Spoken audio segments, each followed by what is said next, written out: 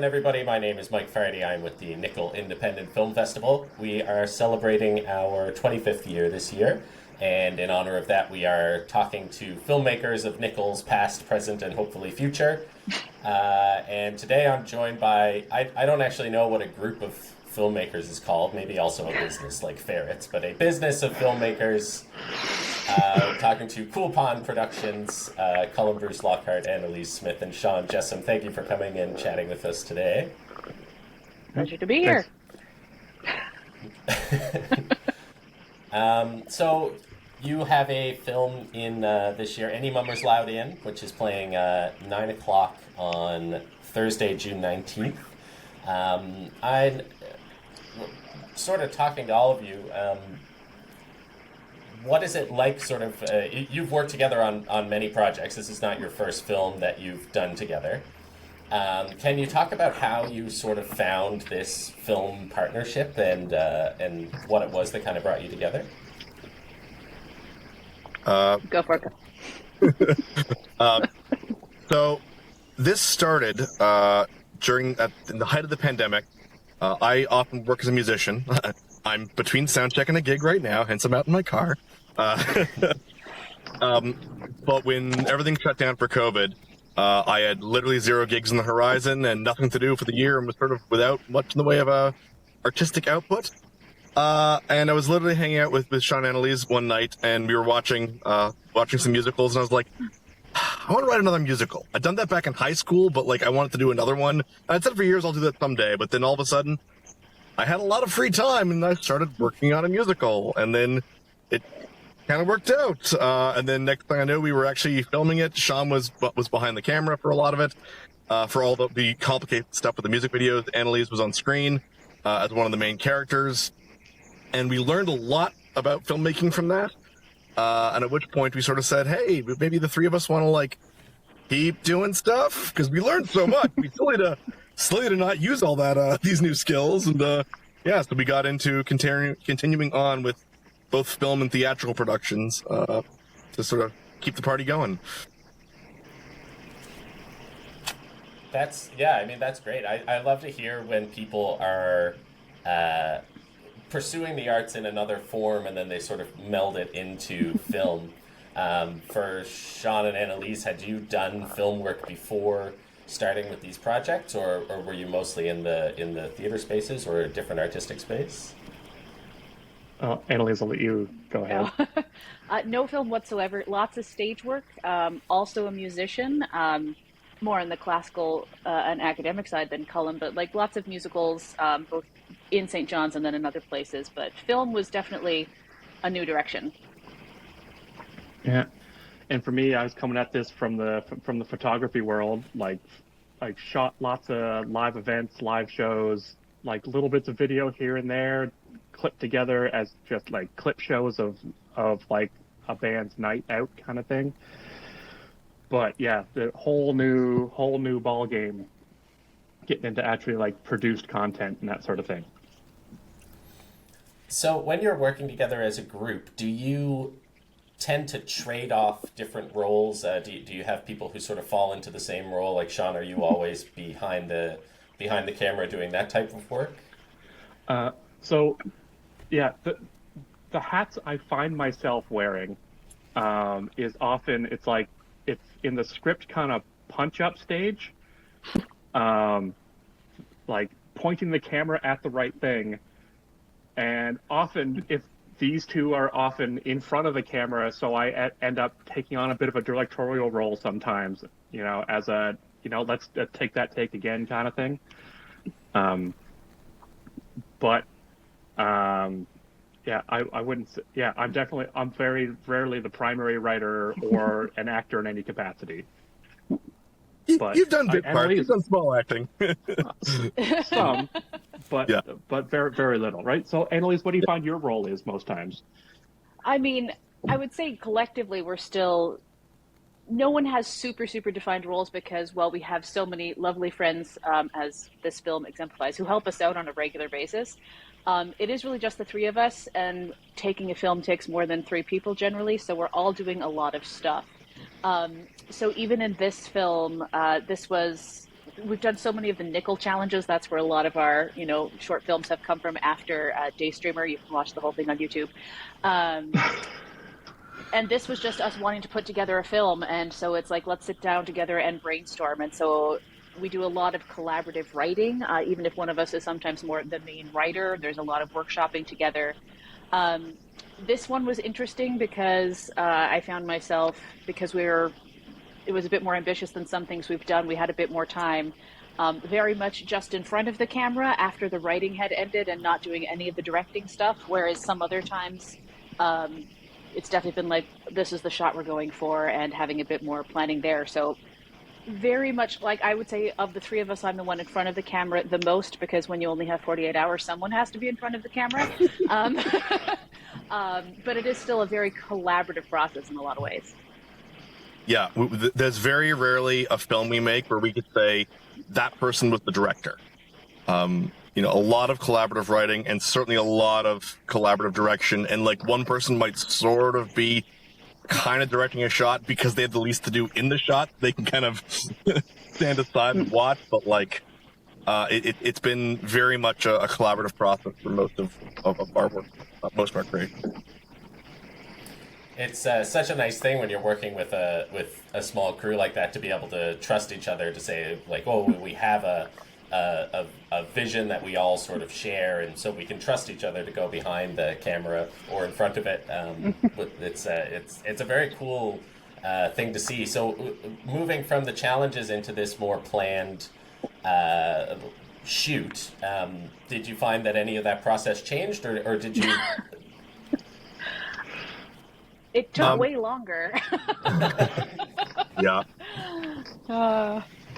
One big change, I think, for this film is there was almost no script, because there's very little dialogue, and what little dialogue there is largely basically improvised, because like it's not a dialogue where the actual lines matter.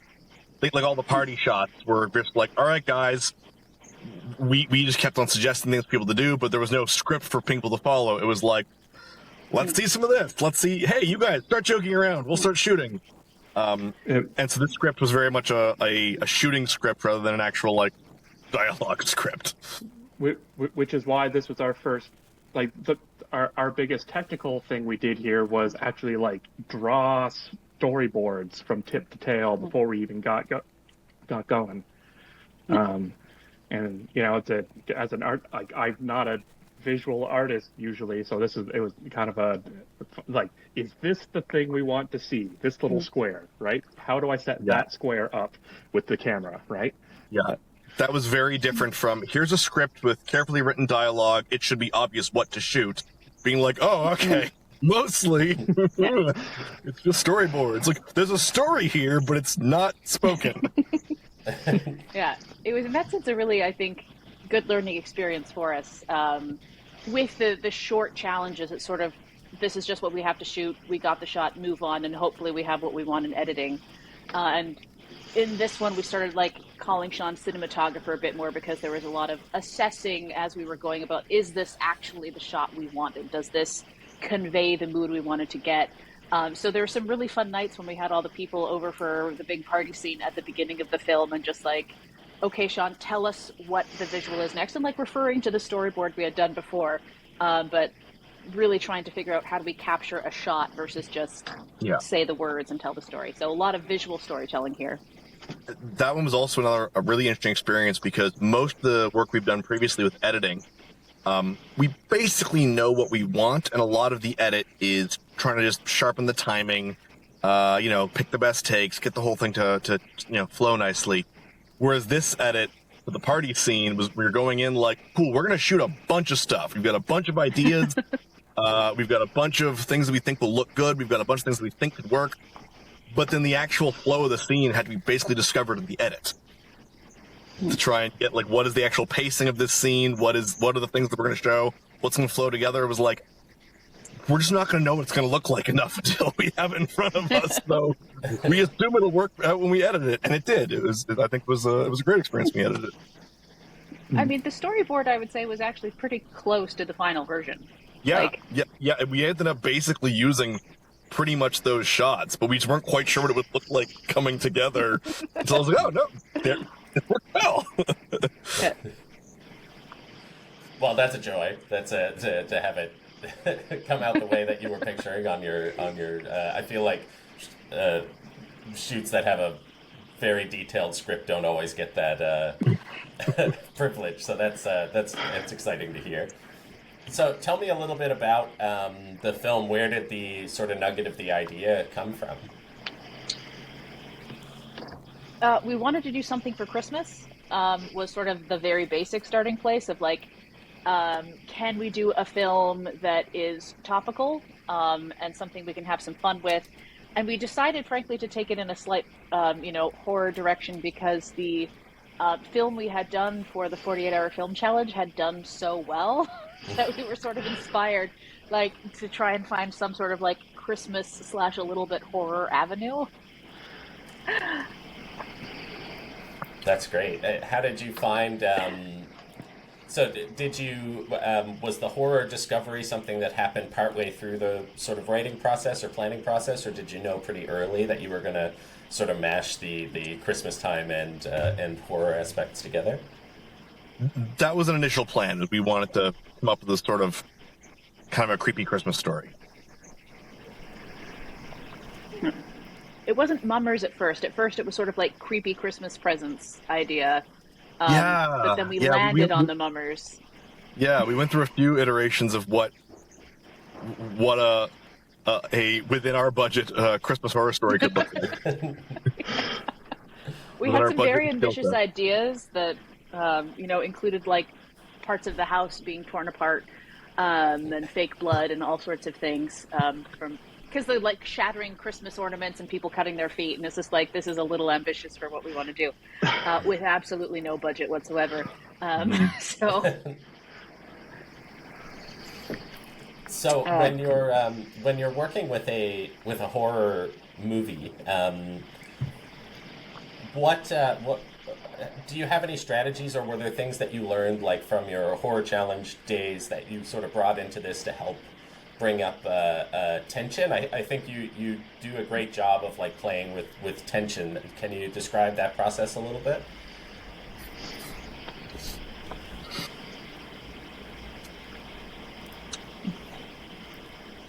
I will jump in and start with a lot of it was camera. We spent a lot of the time sort of thinking about what is the actual shot we want to get, whether it is, we did more rehearsal for this film than we do with most, which included, rehearsing, can we actually capture running down the hallway and what is the effect of the camera, or, the like camera lean to get the shot. So definitely some just playing around with what are the things we can do with the camera to sort of be surprising, or even practicing how do I try and smack someone with a frying pan without destroying the camera or hurting the cameraman. So definitely there was some fun exploring with camera angles in this one. Yeah, I think we also played a bit more with like direction of camera movement that says like we're about to be we did some more playing, I think, with what the camera itself is looking at. To say like, hey, from a person's perspective, like the camera's looking at nothing. There should be something there. The film language is screaming there's supposed to be something here and there's nothing there. Something's off with that. But I think we've started playing a little bit with expectation of, if you're pointing at something, there should be something there, and why isn't there? And Sean, when you were working with the storyboards for this type of thing, was that something that was going through your head a lot? Were you including a lot of camera movement in your storyboarding? Yeah, I just because it was the first time doing this, just experimenting even with like what does the notation even look like? Like if I'm trying to do that kind of Dutch angle reveal, how do I draw that on the thing to actually to remind myself that this is the thing we're trying to do, right? So, yeah. So you spoke a bit about budget. Do you have any tips for filmmakers who are looking to get together with their friends and shoot something out to to keep it within their means. Do you have any strategies that you've picked up for making something like that happen? I mean, what did we actually use for this production, right? So the biggest caveat is that we started with a pretty worthwhile, stills camera to begin with that I've had since before I started doing any video work, right? But it's not a specialized video camera in any way.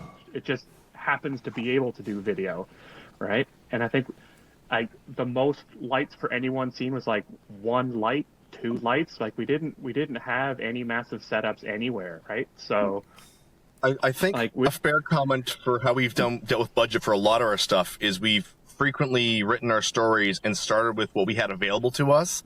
And so, like, what do we have access to has often been a starting point for us to say, great, we've come up with ideas for stories. What do we have? And see if that can inspire us. I mean, the most egregious example that you may not have at home, but you might have something weird is for our previous film challenge for customer satisfaction guaranteed. We went to Sean's workplace and used a multi-million-dollar boat simulator as a spaceship. But because we had that, we wrote a script around it. And so we've often done that with saying, like, hey, my parents' house is currently decorated for Christmas and it looks great. Well, there's our setting. Now that we have the setting, what are we writing? Yeah. Yeah. I mean, building it around what you have as much as possible. And even for this film, like, we did a lot more set dressing, I would say, than we normally do. But it's like, we took some empties out of the recycling and, put some wine bottles that still had wine in them, around, and crumpled up paper napkins. I think a lot of times, like, the little things that you have available can stretch very far. Yeah, we tend to avoid trying to think about if only we could get this.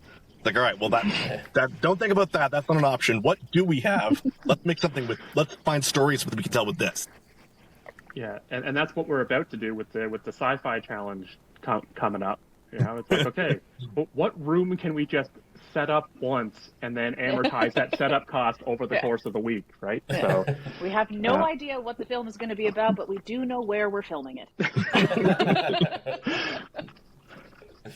Yeah, I mean that's great advice. I mean, looking at what you already have, and if you already know you're going to shoot in one room, that's keeping your location count pretty low. That's great, and you've got a great crew. Well, I think that's great. I hope that inspires some people to get together with your friends on the weekend. I know whenever the challenges are finished up, all I can think is like, oh, why don't we do this all the time? And you all are doing it all the time, so I'm really happy to get to talk to you about that. So anybody who's watching, if you want to see Any Mummers Loud In, it'll be playing on Thursday, June 19th as part of the horror, dark fantasy and horror shorts. That's at 9 p.m. at the LSPU Hall. Cool Pond Productions, thank you so much for coming and chatting with us today. Thank you. So much for having us on.